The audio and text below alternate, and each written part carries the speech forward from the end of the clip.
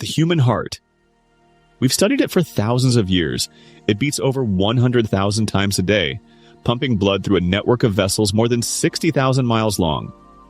It sustains life. It powers everything we do. And yet, even with all our advances in medicine, there's still so much we don't understand about it. You might think that the heart is one of the most well-understood organs in the human body. After all, we can replace valves, perform bypass surgeries, and even transplant entire hearts. But beneath the surface of these life-saving technologies lies a much deeper mystery. Let's start with the most basic question. Why do some people develop heart disease while others don't? We know the usual suspects: high cholesterol, smoking, hypertension, genetics. But that's not the whole story. There are patients who follow every rule: eat right, exercise daily, maintain healthy cholesterol, and still suffer heart attacks in their 40s. And then there are 90-year-olds who have smoked their entire lives and never experience a single cardiac issue. It doesn't add up. This is one of the great paradoxes of cardiology. The traditional risk factors don't always predict outcomes. It's like reading a weather forecast and realizing it's still raining indoors. Something's missing. Part of the problem is that the heart doesn't always play by the rules of the rest of the body. For instance, the mechanics of how a heart actually fails can vary wildly from person to person.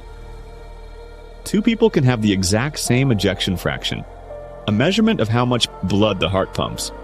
But one can be jogging around the block, while the other can barely climb a flight of stairs. Why? Another mystery: broken heart syndrome, or stress cardiomyopathy. It's a condition where intense emotional stress, like the loss of a loved one, can cause the heart to physically weaken and mimic a heart attack. But there's no blocked artery, no cholesterol buildup, just emotional trauma that somehow breaks a heart muscle. How does emotion translate into physical collapse? We still don't fully understand it. And then there's the role of inflammation. Increasingly, researchers believe that inflammation may be a hidden driver of cardiovascular disease. But we don't yet know exactly how it starts, how to measure it accurately, or how to treat it effectively. Is it the immune system turning against us? Is it triggered by diet, lifestyle, stress, or unknown infections? The answers are elusive. Even more surprising is the heart's relationship with the brain. You've probably heard the phrase heart-brain connection, and it turns out it's more than just poetic.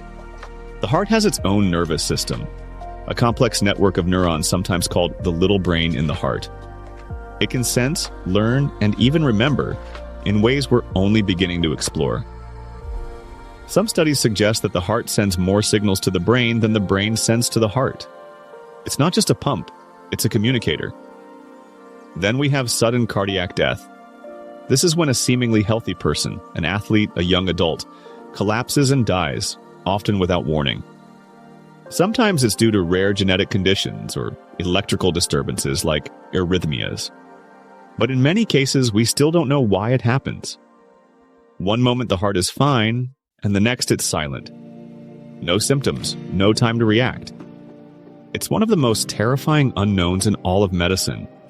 And even as we develop cutting-edge interventions like artificial hearts, 3D printed valves, and stem cell therapies, we still haven't figured out how to make heart tissue regenerate the way skin or liver cells do. When heart muscle is damaged, it usually stays that way. Why can't it heal? Why can't it grow back? The truth is, for all the progress we've made, the heart remains a deeply mysterious organ. We can listen to it, image it, cut it open, and even replace it. But we still don't fully understand how it works in context with the whole body, with emotions, with the immune system, with the brain, with time. Some scientists are now exploring the idea that the heart is not just a physical machine, but a kind of biological hub, a central player in a complex dynamic system that includes the nervous, immune, and even psychological networks. It may not be enough to just study the heart in isolation. We may need a whole new framework. So what do doctors still not know about the heart? Quite a lot. We don't fully understand why some hearts fail despite no obvious risk factors. We don't know how stress breaks a heart. We don't know why some people drop dead without warning. We can't reliably predict who will suffer a heart attack and who won't. And we still can't get the heart to truly heal itself. But that's not a reason for despair, it's a call for curiosity. It reminds us that medicine is not a finished science, it's a living one.